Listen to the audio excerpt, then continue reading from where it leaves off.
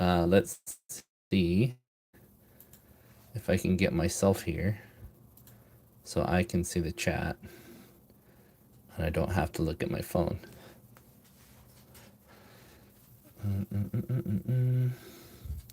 My internet is really, really bad in this little place, but I'm trying to make it work. So the doors are open, and we'll see if we can actually get this to work. But today, as you see here, this is a base for, it's actually an action base. You see kind of what I did with the base here. Pasted it down, and now I'm working on getting some color to the base here itself. And I want to, just bring some tone out on the dirt. I'm going to cover it with some base and fluff and things like that and make it pretty. But this is for 30-minute fantasy. And I wanted to kind of just show off the figure itself and get that going. But so far, it looks pretty good, I think. So 30-minute fantasy, the Roseanne fencer that I made.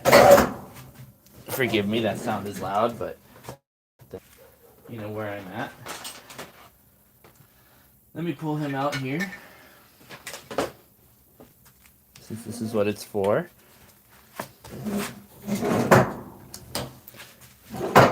All right. So, this is the base for this gentleman here.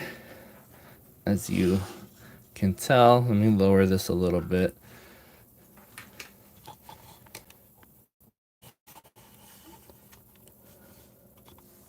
All right.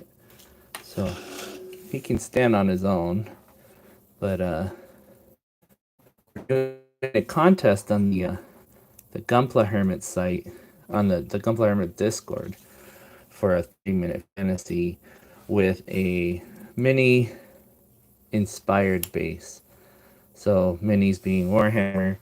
I just wanted to see if I can do some justice here with my fencer, and so far so good. I think this is my custom. It's got Spinadio Knight parts, especially, but it also has some parts from the Paladin and from the Roseanne. So he's the Roseanne Knight. He's got Paladin and Holy Knight parts on him. As you see, I just kind of covered up his vulnerable areas and tried to keep him light and on his feet, since he is going to be a fencer.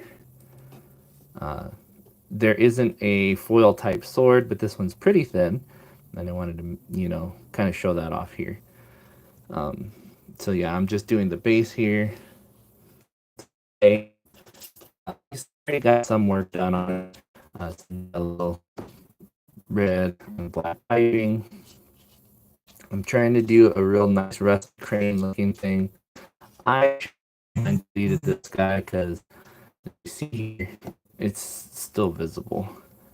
I might add some more texture on it to try to hide that, but I think it's kind of done for. Like, I think I kind of just calling it done there. But it is what it is. So right now I'm going to be doing some dry brushing to get some of the color back, some of the life back into this mud. Obviously, with the rusty crane look here, what I wanted to do was pull from that and make it like a swampy area. I have some grasses and things like that I want to put on.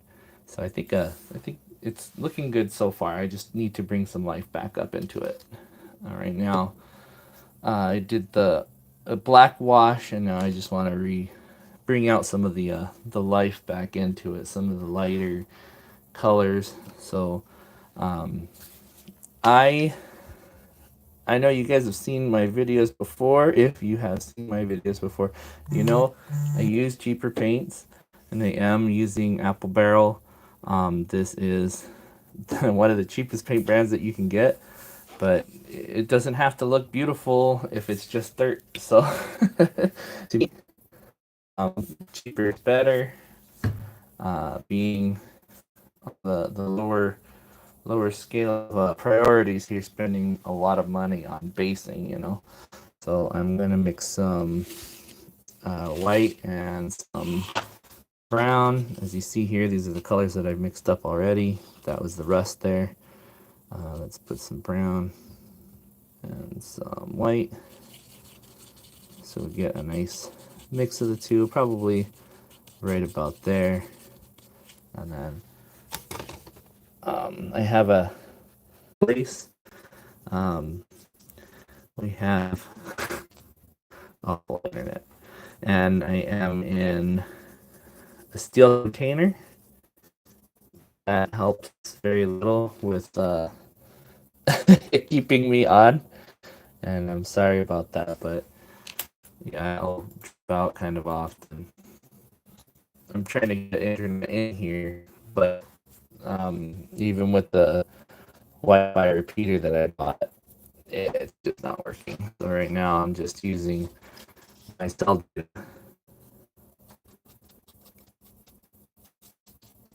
And if it keeps dropping out, I'll just stop because I don't want to waste time. And this is probably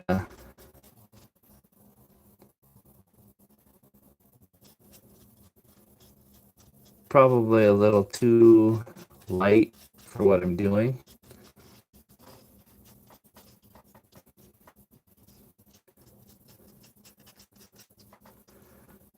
But we'll try to make it happen.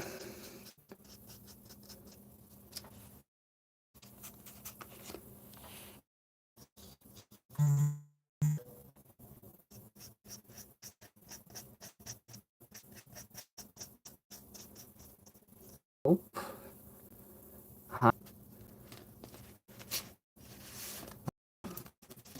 You know, it just won't follow exactly to the plan that I had set.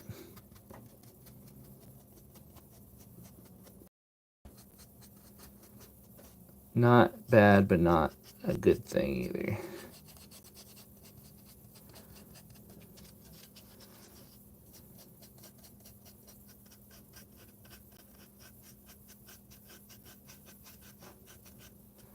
And it's not like I don't have to go in and fill out some details anyway. This is just broad strokes here.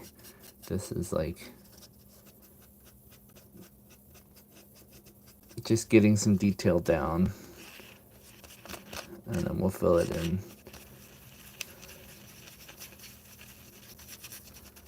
Fill in the gaps later. That was too much. Still too much.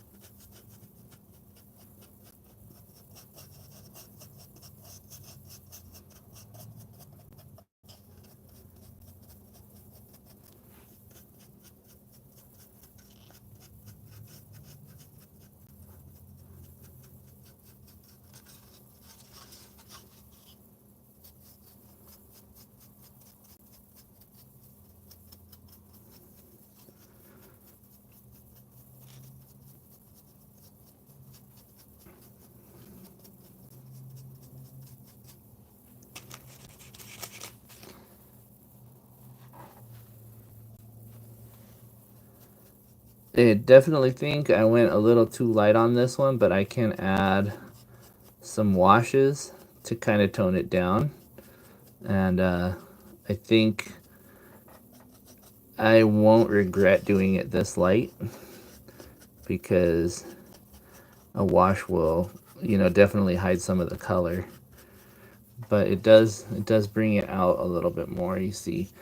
I think my camera is picking it up almost as a gray, but it was black before, just like very, very dark compared. I think that this will be a good thing once I do some washes.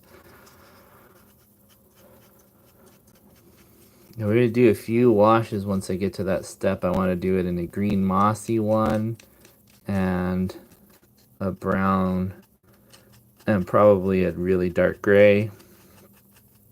Maybe a black, we'll see, but probably a very dark gray.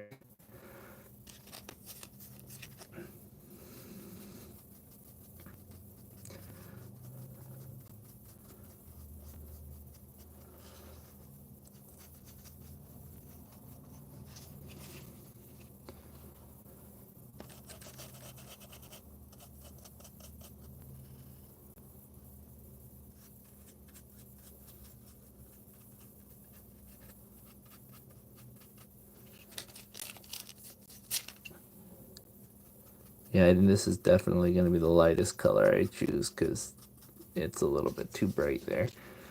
But I don't hate it. And then this part here, being broken as it is, I'm going to have to add some texture back to it. So I'll probably do some, I'll probably let this black dry a little. Put some black here. Let that dry a little, and then pick some up and use it as a texture. And then we'll paint over it with brown, and then we'll do some more highlighting like I did here, some dry brushing.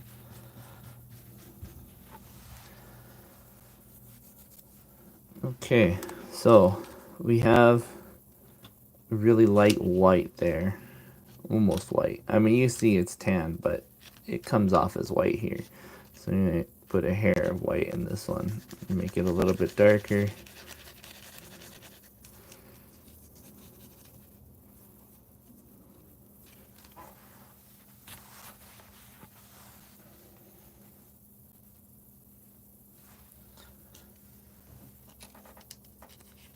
Okay. And the problem I think I'll come into here with this color is the brown I chose, the tan, is a little bit close to the rust color that I chose to put on the crane. So we'll have that issue, but I will change it up. I'll probably reapply some rust. I have a few different options to choose from to do that, but you see it's a very similar tone between this and this.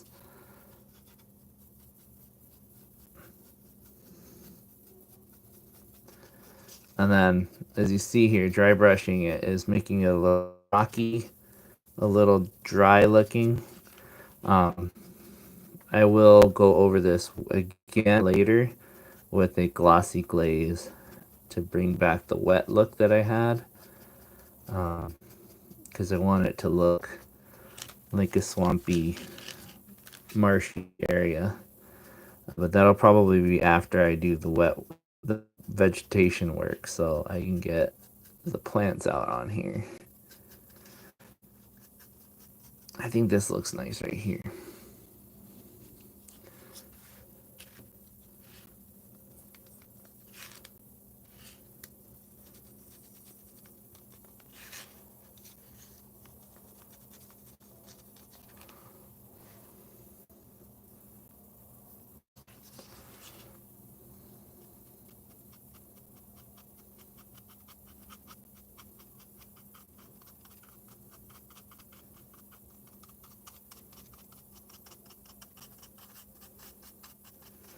So I'm probably doing this layer here a little more wet than it should be, but I do like the way it's coming out. So if you do dry brushing on yours, you probably take more of the paint off of your brush than what I did. Wipe it off on the rag or paper that you already did, or swap out brush, because I'm not doing that. And it's definitely shown. See right there, that was bad.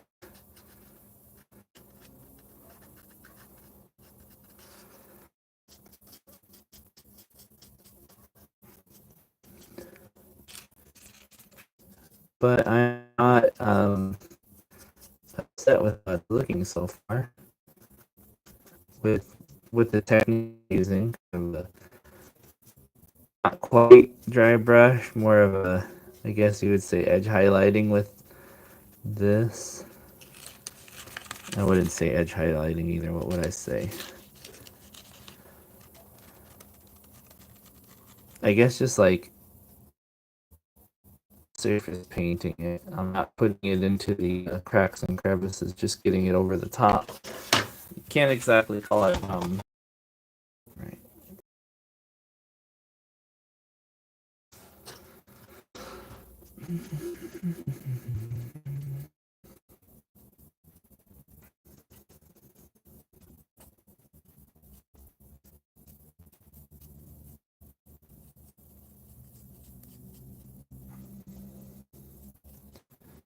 I grew up in the deserts out here in California, and we don't get too many swampy areas out where I live, so you'll be able to tell my idea of what a swamp should look like is probably a little skewed.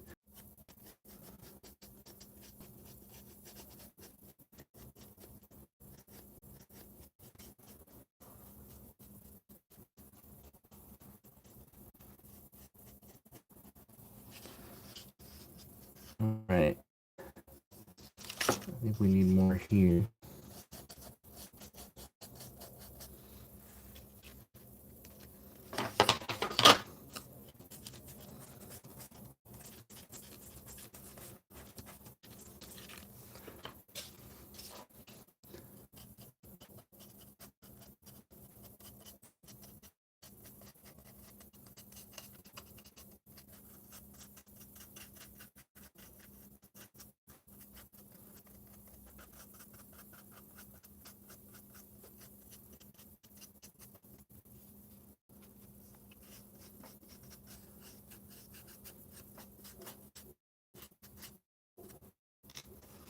All right, I kind of like that.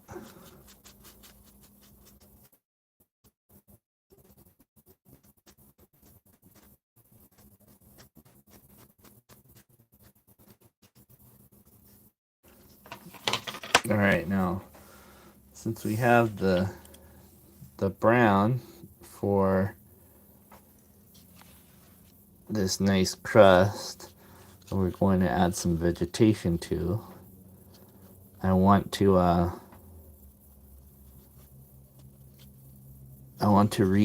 redo the orange, because the orange is the rust color. It still looks like rust to me, but I think the differentiation between the brown of the dirt and the orange of the rust is a little bit not pronounced. So let me clean off my brush here real quick, and I'll mix up some orange.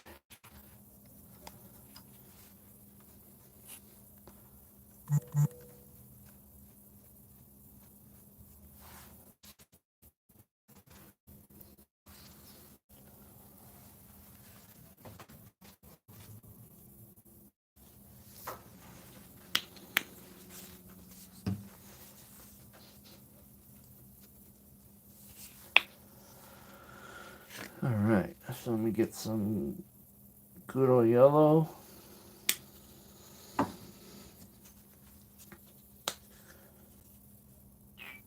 And a bright red.